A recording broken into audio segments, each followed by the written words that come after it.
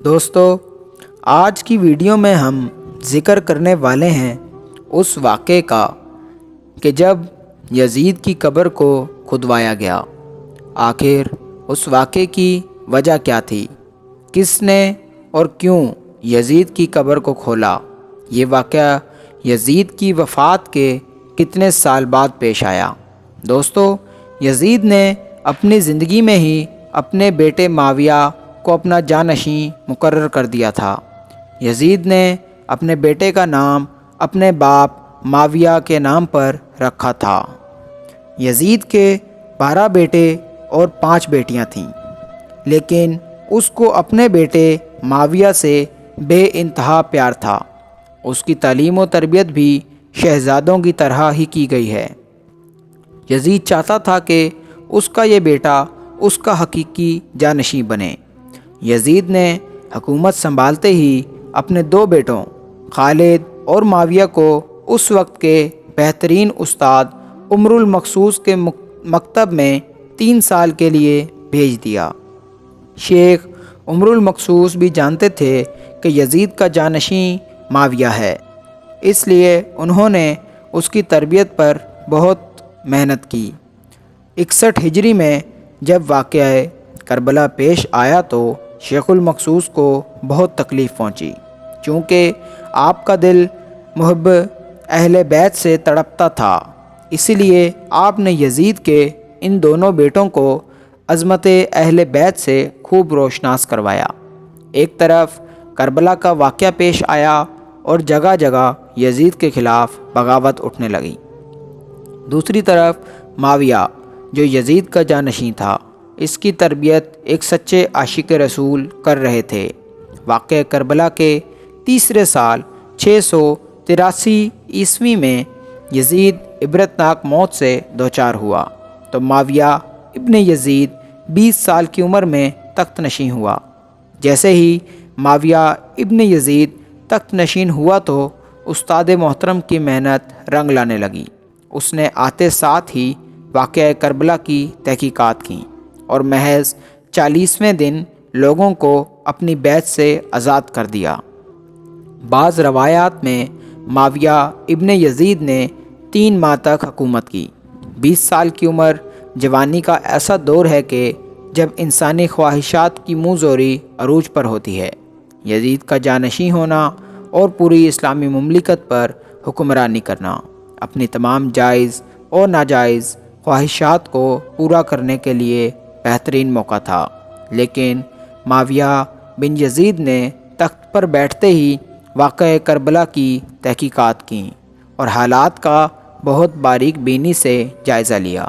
جب اس نے دیکھا کہ میرے باپ نے اسلام اور مسلمانوں کو کس قدر عظیم نقصان پہنچایا ہے تو اس نے محسوس کیا کہ وہ ایک دوراہے پر کھڑا ہے کہ حکومت کی بھاگ دوڑ تھامے رہے اور ظلم و ستم اور عیش و عشرت کا بازار گرم رکھے، یا تخت و تاج کو چھوڑ دے اور اپنے آپ کو ان ہولناک گناہوں اور ان کے دردناک عذاب سے دور رکھے۔ بالآخر اس نے فیصلہ کر ہی لیا۔ اس کا فیصلہ ان سچی تعلیمات اور اس ایمان کے توفیل ہی ممکن ہوا جو اس کے رگ و ویپے میں شامل ہو چکا تھا۔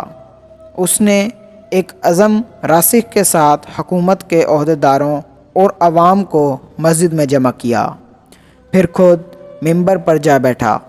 اس نے اپنی تقریر میں سب سے پہلے خدا کی حمد اور اس کے بعد رسول اللہ صلی اللہ علیہ وآلہ وسلم پر درود بھیجا، اور پھر وہ یوں کہنے لگا، میرے باپ یزید کو جب حکومت ملی تو وہ اپنے اعمال اور بد کرداری کی وجہ سے ہرگز اس کا اہل نہیں تھا، لیکن وہ بھی اس پر قابض رہا اور اس کا نفس اس سے بدترین کاموں کی ترغیب دیتا رہا۔ وہ اپنے برے کاموں پر بھی فخر کرتا تھا اور اس نے خدا کی بتائی ہوئی حدود سے تجاوز کیا۔ رسول اللہ صلی اللہ علیہ وآلہ وسلم کی اولاد پر اس نے بدترین مظالم ڈھائے، لیکن اس کی حکومت کی مدت بہت ہی تھوڑی تھی اور وہ بہت جلد اس کی شرمناک زندگی کا خاتمہ ہو گیا، اور آج وہ اپنے اعمال کے حساب کتاب میں الجھا ہوا ہوگا۔ جب معاویہ بن یزید کی بات یہاں تک پہنچی تو اس کا گلا رک گیا۔ کافی دیر تک وہ بلند آواز میں روتا رہا اور اس کے بعد وہ دوبارہ لوگوں سے ہم کلام ہوا اور اس نے کہا، اے لوگو، میں تمہارے گناہوں کا بوجھ اپنے کندھوں پر نہیں اٹھا سکتا اور نہ تمہاری دوستی کا طوق اپنے گلے میں ڈالوں گا۔ میری خواہش تو یہ ہے کہ حکومت شہزادہ حسین امام حضرت زین العابدین کے حوالے کر دی جائے، یا اب تم خود جو بہتر سمجھو وہ کرو، یا وہ حکومت کرے جس کا تم انتخاب کرو۔ میں اپنی بیعت سے تم لوگوں پر سے ہاتھ اٹھاتا ہوں اور اس خلافت کو ٹھکراتا ہوں۔ معاویہ بن یزید کے ان جملوں نے محفل میں ایک طوفان برپا کر دیا۔ پھر معاویہ بن یزید منبر سے اتر آیا۔ اس کی ماں اور دیگر عزیز و قارب آئے تو دیکھا کہ روئے جا رہا ہے، تو اس کی ماں نے کہا، کاش تم حیض کا چھیتڑا ہی ہوتے اور میں تمہاری خبر نہ سنتی۔ اس نے کہا، خدا کی قسم میں بھی یہی چاہتا ہوں، اگر میرے خدا نے مجھے معاف نہ کیا تو میرے لیے برا ہو۔ اس کے بعد بنو امیہ نے اموی شہزادے مروان بن حکم کے ہاتھ پر بیعت کر لی اور اس تخت پر بیٹھا دیا۔ دارالحکومت مسکل طور پر دمشق منتقل کر دیا۔ بنو امیہ نے شیخ عمر المقصوص کو زندہ درگور کر دیا کہ تم نے ایسی تربیت کیوں کی کہ معاویہ بن یزید نے بھرے دربار میں بنو امیہ کو رسوا کر دیا۔ اس کے چند دن کے بعد ہی معاویہ بن یزید کو زہر دے دیا گیا۔ 684 عیسوی سے 685 تک مروان بن حکم نے حکومت کی۔ پھر اس کی وفات کے بعد مروان کے بیٹے عبد الملک نے 685 سے 705 تک ایک طویل عرصے تک حکومت کی۔ پھر 705 عیسوی سے 715 تک عبد الملک کے بیٹے ولید نے حکومت کی۔ اسی کے دور میں سندھ، اندلس اور دیگر بہت سی ریاستیں فتح ہوئیں۔ اسی کے دور میں شہزادہ حضرت امام زین العابدین کو زہر دے دیا گیا۔ 715 سے 717 تک ولید بن عبد الملک کے بھائی سلیمان بن عبد الملک نے حکومت کی اور 717 میں عمر بن عبدالعزیز معجزانہ طور پر تخت نشین ہوئے، لیکن ان کو بھی زہر دے دیا گیا۔